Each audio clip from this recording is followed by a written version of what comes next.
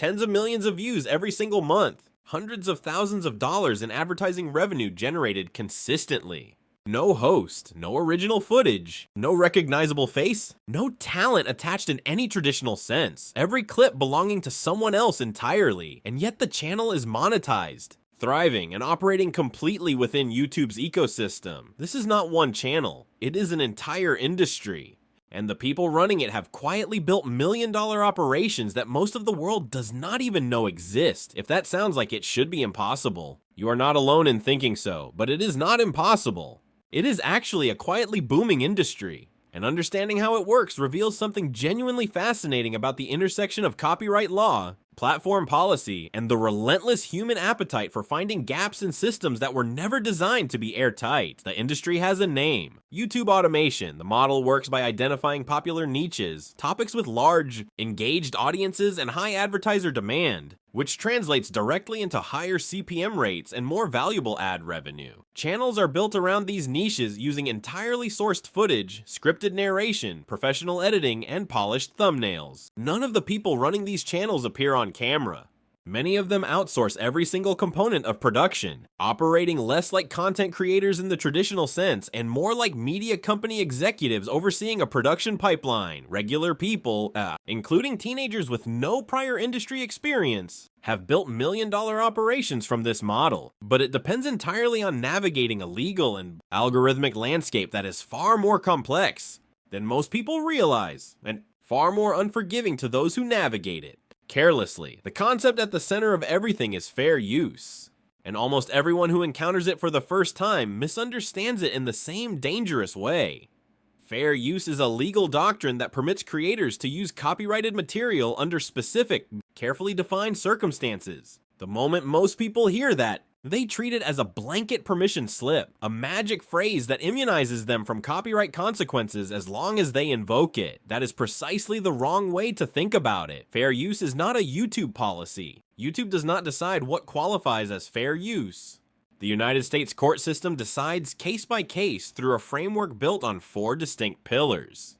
Failing to understand even one of them can be catastrophic. The first and most important pillar is transformation. Someone else's content is not inherently fair use. Using it in a way that adds meaningful new value is what creates the legal distinction. Your commentary, your analysis, your educational framing, your perspective, your parody, Nezium, it needs to represent more of the video's total value than the copyrighted footage itself does. Taking another creator's video, overlaying 30 seconds of commentary and posting it to your channel is not transformation. It is reposting with decoration. The copyrighted work is still doing the heavy lifting, still providing most of what the viewer actually came to watch. Genuine transformation means your own contribution is the primary product, and the sourced footage exists to support it, not the other way around. Documentaries are the clearest example of this working correctly. The footage illustrates a larger narrative built entirely by the creator. The clips are the evidence. The creator's voice, analysis, and framing are the actual content. The second pillar is the nature and source of the copyrighted material, and this is where the practical risk calculus gets extremely specific. Not all copyrighted content carries equal legal danger. Major sports broadcasts, Formula 1, the NFL, Premier League football, the Super Bowl, they are protected by enormous, well-funded legal structures with content identification systems and legal departments specifically designed to pursue violations.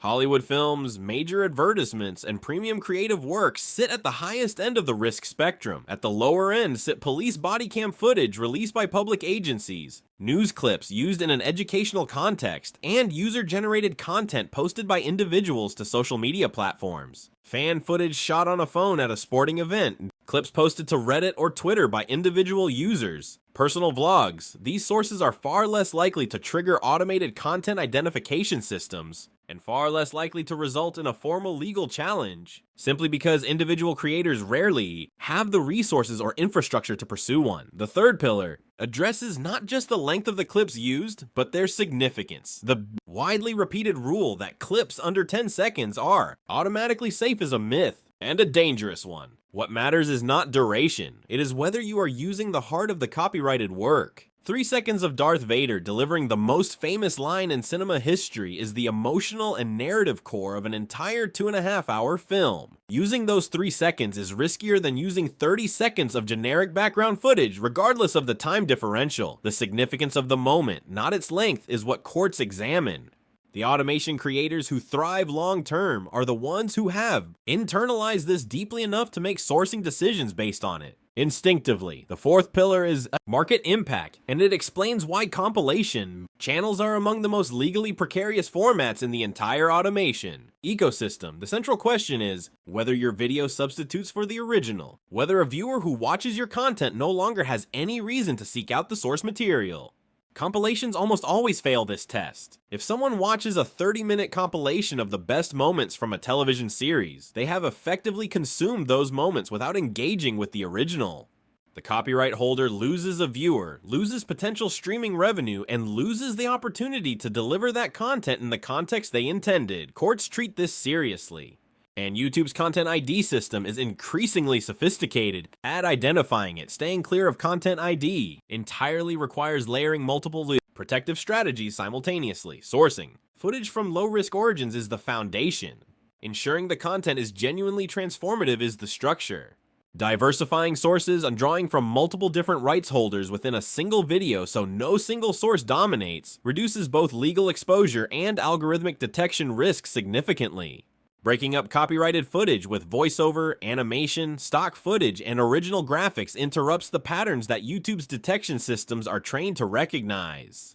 The more varied the visual composition, the less surface area it presents for automated matching. What makes this entire conversation genuinely complicated is the moral texture underneath the legal framework. YouTube's copyright world is imperfect in ways that favor those with resources. Large corporations have legal departments, content ID registrations, and institutional relationships that individual creators simply cannot match.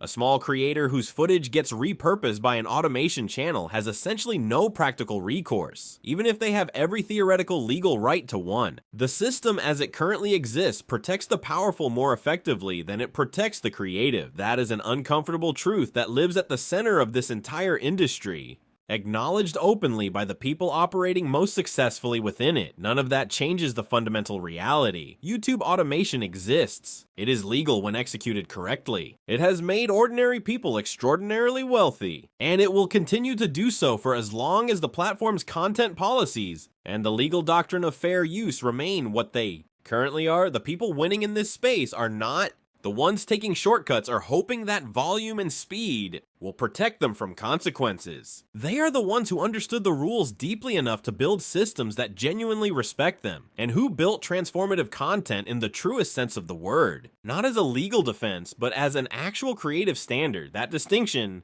more than any technical trick or sourcing strategy, is ultimately what separates the channels that last from the ones that don't.